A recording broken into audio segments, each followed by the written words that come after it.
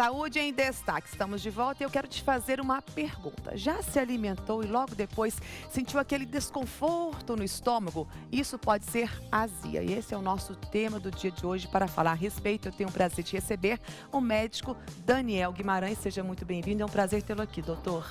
Muito obrigado, né? Um prazer estar aqui também, podendo esclarecer algumas dúvidas a respeito desse sintoma, né? Desse sinal tão comum na vida das pessoas hoje. E hoje, né, eu já começo o bate-papo com o senhor falando de um dado que a ONU trouxe pra gente, que cerca de 20 milhões de brasileiros sofrem de queimação, sofrem de azia. É um dado muito alto. O que acomete isso?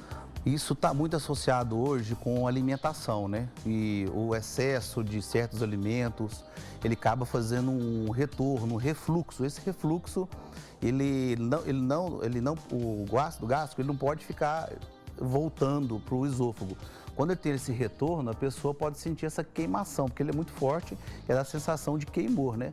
Também tem doenças gástricas, tipo gastrite, né? Tudo isso pode estar dando essa dor. Então, vamos explicar para o pessoal de casa o que vem a ser a gastrite, a azia. Elas se diferem, são distintas, começa com azia e depois provoca gastrite. Como que isso acontece no nosso organismo? Então, isso varia muito de pessoa para pessoa. Cada pessoa pode ter um sintoma associado à dispepsia, que seria essa queimação, essa dor. O uso de anti-inflamatórios, o excesso, a pessoa às vezes tem uma doença que requer uso de anti-inflamatório. O uso abusivo dessa medicação, ele pode estar desenvolvendo, né, isso aí, se desencadeando algum problema gástrico devido ao uso excessivo e dor concomitante da gastrite, né? O fumo, o excesso de fumo, bebidas, tudo isso pode estar ocasionando essa gastrite, essa dor também. É o comportamento do ser humano em relação é fundamental. À alimentação, isso, essa cerca conduta, de 25% a 75% da população hoje já teve alguma queixa relacionada à queimação, essa azia. A azia, que é esse retorno do líquido, né? Que dá sensação na boca, tipo um gosto mais azedado, que dá essa sensação. Agora tem outro lado também, tem um lado comportamental psicológico também que pode afetar e que pode trazer azia. Isso, tem gastrite relacionada ao estresse, né? Hoje, trabalho, o lado emocional, então acaba levando ao lado do estresse, que pode também dar essa gastrite devido ao estresse também. E todo mundo que tem azia vai ter gastrite ou não? Então varia muito, depende de cada caso, né? Mais homem ou mais mulheres? Tá prevalente, mas às vezes no homem tem muito associado. Até porque é o comportamento também, né? Mais o etilismo, né? A bebida, né?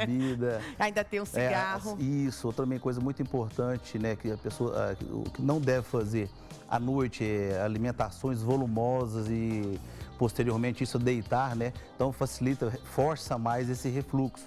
A orientação que a gente dá, as pessoas, quem tem esses sintomas, elevar a cabeceira da cama, evitar alimentações volumosas durante a noite, bebidas ácidas, café, né, o excesso disso aí bebidas gasosas, pode estar assim piorando isso. Nós falamos a respeito aí dos anti-inflamatórios, você trouxe a respeito, né, do excesso também que pode provocar a azia. Anti-inflamatório, tudo certo, e o antibiótico também. Vai nessa mesma leva? Assim, tem antibióticos, né, que geralmente tem que tomar junto com algum tipo de alimento para poder amenizar essa absorção, né?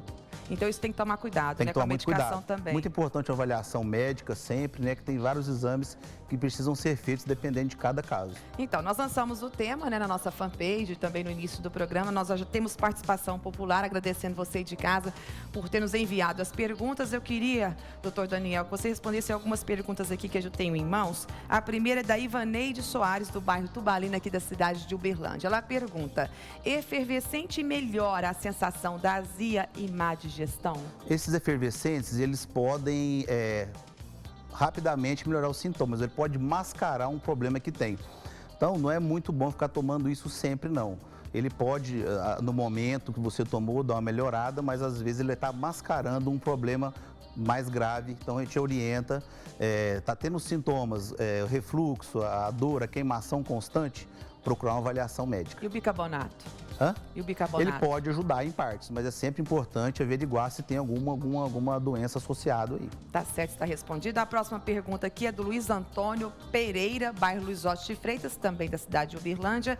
E ele pergunta, crianças podem ter azia também? Crianças podem, principalmente recém-nascido após Nossa, muito comum, né? Muito comum após mamar, né? O refluxo, né? É. Então, geralmente as mães, quando tem após a amamentação, deixar ele erguido, né? Esperar um tempo, não colocar ele deitado, erguer a cabeceira da cama, um travesseirinho, para poder estar evitando esse refluxo, né?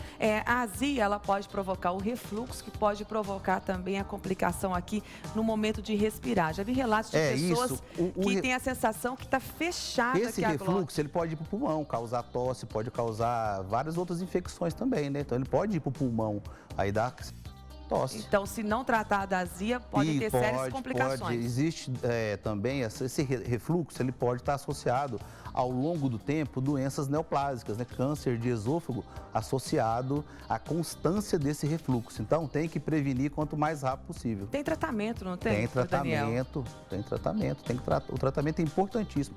Isso e aí. para cada paciente é um caso, um tipo de tratamento, Cada paciente tem medicação, é um caso, tem tudo, medicação ou é só prevenção com uma alimentação? medicação específica quando a paciente tem a doença já diagnosticada, e a prevenção é muito importante para você não chegar a certas complicações futuras também, né? Tá certo. A gente está falando muito da alimentação, o senhor trouxe muito a importância da alimentação para se prevenir a azia, e nós temos uma nutricionista que está com o Fernando Prado lá na externa. Nós vamos então estender o assunto, participar desse assunto, que é importante também a alimentação, não é? Fundamental. Né? Então nós temos um especialista, no caso uma especialista queridíssima do programa, Mainá, que está com o Fernando Prado, e vocês vão esclarecer para a gente então qual é a alimentação adequada, meninos, para a gente evitar a azia. Bom dia, um ótimo dia para vocês. Bom dia, realmente é um assunto complicado, muita gente sofre com essa azia, com essa queimação, é realmente uma coisa muito ruim e pode tudo, né, começar pela alimentação, né, Mainá? Seja muito bem-vinda à Manhã Total mais uma vez. Bom dia, obrigada. Isso mesmo. A alimentação aqui ela vai ser fundamental.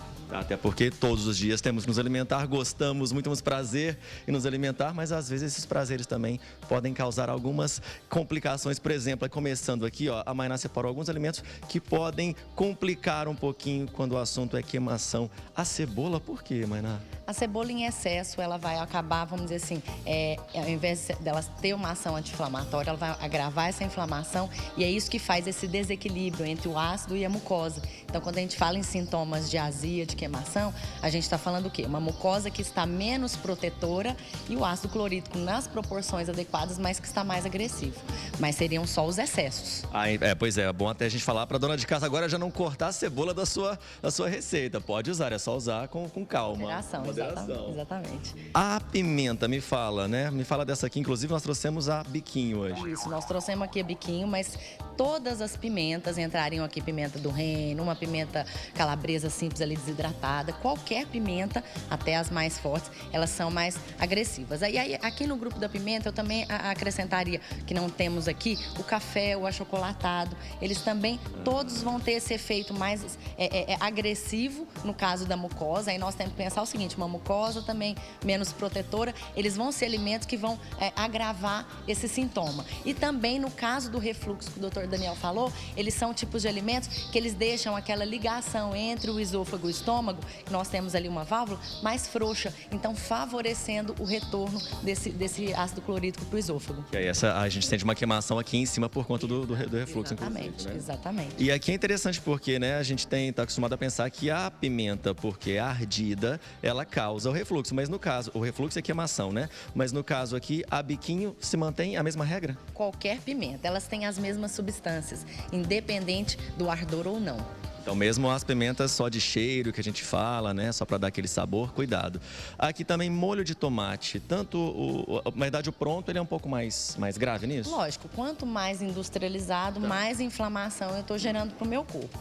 Porém, o tomate em si, ele é um alimento ácido. Então, vamos pensar que o molho de tomate, eu tenho o tomate maior concentração, então mais concentrado, na verdade, então eu vou ser mais agressivo ainda ao estômago e ao esôfago. Tá, mesmo assim, o molho de tomate que você faz em casa também com os seus tomates, cuidado também. Isso, o que a gente fala é o seguinte, na fase de crise, na fase das dores, da queimação, a gente deve literalmente excluir esses alimentos do dia a dia.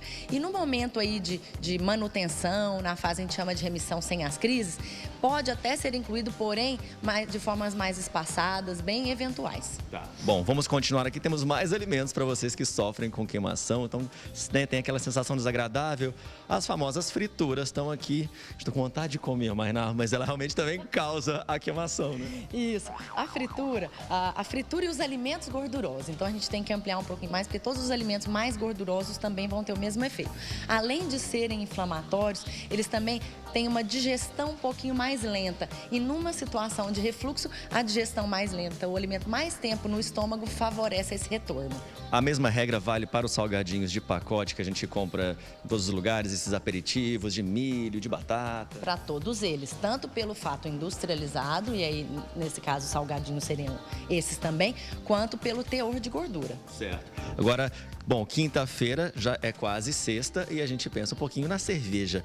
O álcool, me fala dele. O álcool entraria na mesma situação aí de todos os alimentos citados. Aumentar a inflamação, favorecer a agressão da mucosa, né? Na verdade, que já, como eu falei, já está menos protegida, e favorecer o retorno desse ácido clorídrico para o esôfago. Essa combinação, então, de cerveja com fritura que a gente faz no fim de semana... Para quem tem refluxo, gastrite, queimação, é uma bomba. O ketchup segue o mesmo princípio do molho de tomate? O ketchup segue o mesmo princípio do molho de tomate. E ressaltando que não temos aqui o café, o chocolate, o achocolatado, pela composição. A mostarda também. Tá? E os alimentos industrializados de uma maneira geral. Então, quanto mais industrializado, menos natural, maior o teor inflamatório. E nós temos que lembrar disso. A inflamação, ela na verdade, ela causa esse desequilíbrio, mucosa e ácido clorídrico, que favorece a longo prazo e alguns indivíduos a curto prazo, porque a gente tem que pensar na individualidade de cada um. Verdade. Pra gente fechar esse papo, então, para você que também sofre com queimação, nós selecionamos alguns alimentos que vão aliviar um pouco essa questão aí, para você até conseguir iniciar um tratamento ou procurar um médico, só para ter aquela sensação, né, de mais tranquilidade. Começando pelo iogurte. Isso, aqui o iogurte em si, aí a gente também tem os leites fermentados, que são mais ricos em probióticos, né? Ainda. Então, como a gente está falando de trato gastrointestinal, nós temos que pensar que ao longo do nosso trato gastrointestinal, mais na porção estômago, intestino, nós vamos ter bactérias, e são bactérias benéficas. Então, tanto o iogurte quanto os leites fermentados vão melhorar esse pool de lactobacilos. Quando estamos falando de uma inflamação, de sintomas gástricos, nós temos essas bactérias em menor quantidade. Então, nós temos que voltar a esse equilíbrio. Elas não vão resolver isso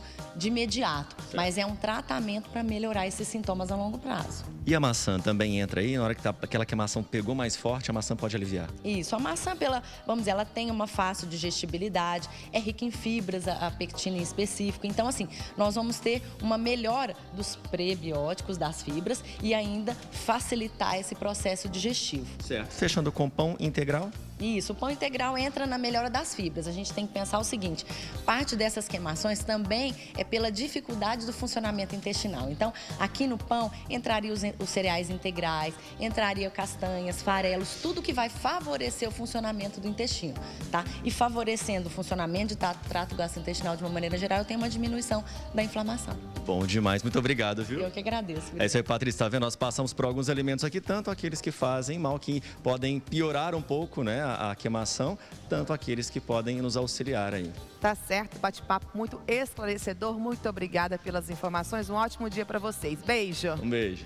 Bom, doutor Daniel, a gente percebe aí que a alimentação é o princípio de tudo para se evitar uma azia. É o começo, né? Para não chegar lá na frente com sérios problemas e muitas queixas no especialista. Com certeza, a alimentação é a base de tudo para esse tipo de patologia, né? E lembrando também que essa queimação ela pode estar associada a alguns sintomas de doenças perigosas, doenças graves como o infarto agudo do miocárdio. Essa pessoa pode ter um tipo de dor epigástrica, náuseas, vômitos, achando que é alguma coisa gástrica e pode estar relacionado à parte cardíaca, muito importante, né? Às vezes a pessoa tem aquela dorzinha, aquela queimação, uma semana, duas... A hora que pode, né, se pode estar relacionada, a pessoa pode ter tido um infarto. Eu tenho um amigo que passou por isso. Estava com uma queimação, veio de uma festa, achou que era por conta da alimentação. Aí chegou no hotel, o recepcionista falou para ele assim, não, o senhor não deve estar com queimação não. Conheço um amigo que teve um infarto por conta dessa dor aí, bem na ponta do estômago, literalmente falando, né? No senso comum, Isso. hein? Ele correu no hospital e ele estava infartando. Então, essa dor, então, a gente tem que analisar para ver se realmente tem que analisar, dor no estômago, procurar se é sempre uma azia. orientação médica, não achar que é tomar, às vezes, medicações, automedicação no lado dessa parte de epigástrica, dor, queimação, azia, é muito grande, né? Alivia sintomas momentâneos, mas pode estar mascarando doenças, o infarto, que é precoce, e doenças futuras, que são as complicações, tipo um câncer de esôfago, né, que pode estar acontecendo futuramente. Uma úlcera também, Uma né? úlcera também, né? O uso excessivo de anti-inflamatórios pode levar a perfurar esse estômago e levar a um sangramento, né, que seria hemorragia digestiva alta, que seria associado a isso aí. Tá certo. O certo é procurar o especialista, tirar todas as dúvidas, Isso. fazer uma consulta. Comer de 3 em 3 horas. Não deixar o estômago vazio. Não deixar o estômago vazio para dar uma amenizada nesse excesso de ácido gástrico, que esse excesso é que faz esse refluxo e que dá toda essa complicação. Tá certo. E a próxima pergunta que eu queria fazer para o senhor do Igor Castro, né? Se estômago vazio dá azia. Então, jamais, né? Jamais. Tá certo, Tá então. certo. Muito obrigada pela presença, pela participação. Um ótimo dia, doutor Daniel. Eu que agradeço. Muito obrigado. Estou à disposição. Volte sempre, viu? Obrigado.